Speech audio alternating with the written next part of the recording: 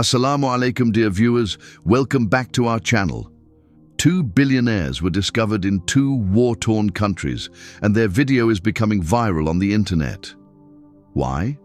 Because those billionaires were not fully mature adults who had spent their lives chasing money, but rather little children aged 9 or 10.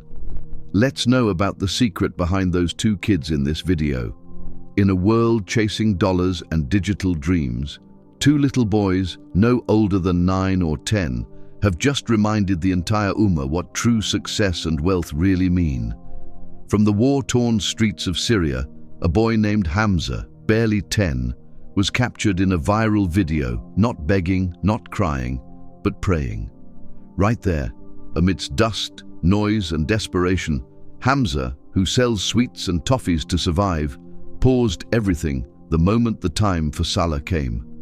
Alone, on the sidewalk, facing his Lord. And just days after, from the rugged alleys of Afghanistan, another video surfaced of a young boy, also around 9 or 10, collecting plastic to earn a few coins. And yet, when the call to prayer arrived, he too dropped everything and turned to Allah. These boys, who might not even earn enough to buy a proper meal a day, who may go to sleep hungry and rise even hungrier, are the real billionaires of our time. Yes, billionaires. Not by the world's fake standards of wealth, but in the eyes of Ar-Razzaq, the true provider. These children feared no hunger, no poverty, no ridicule. They feared only missing their Salah. And so Allah guided them to the richness of the soul.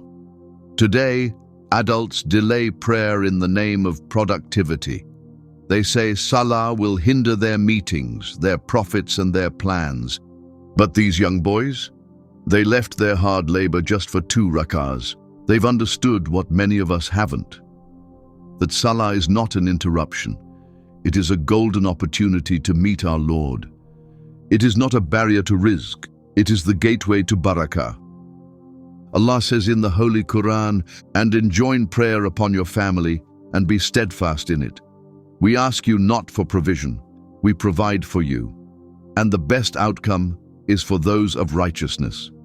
In an era where even the wealthiest souls are restless and empty, where people build towers yet feel hollow, these two little boys from some of the most broken places on earth have found the greatest treasure of all, which is the connection with Allah. The Prophet ﷺ said, "The 2 rak'ah before the dawn, Fajr, prayer, are better than this world and all it contains." This hadith indicates that the 2 rak'ahs before Fajr surpass all the wealth of the world. It emphasizes that Salah holds greater value than gold, diamonds, skyscrapers, luxury hotels, expensive lounges, Ferraris, and high-end brands. In comparison, everything pales in significance to the 2 rak'ahs performed by a believer. The person who has Allah and finds solace in talking to Allah and not in running towards money are the ones who are truly rich. These boys may not own Teslas, cryptos, or mansions, but they own something that even Elon Musk doesn't have: a heart that races for prayer, a soul content with Allah, a hunger for Jannah, not the dunya.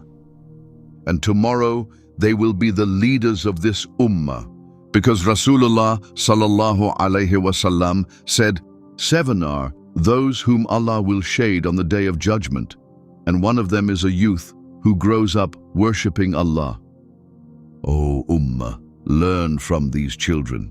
Teach your kids, your youth, your adults, that Salah is not a ritual, it is rescue.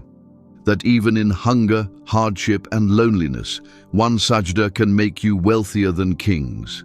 The Messenger of Allah, peace and blessings be upon him, said, "The first action for which a servant of Allah will be held accountable on the day of resurrection will be his prayers. If they are in order, he will have prospered and succeeded. If they are lacking, he will have failed and lost." The little boys prioritized Salah, knowing it would be the first topic of inquiry. But what about us? Why do we postpone our Salah as if it will be the final matter to be addressed on the day of judgment?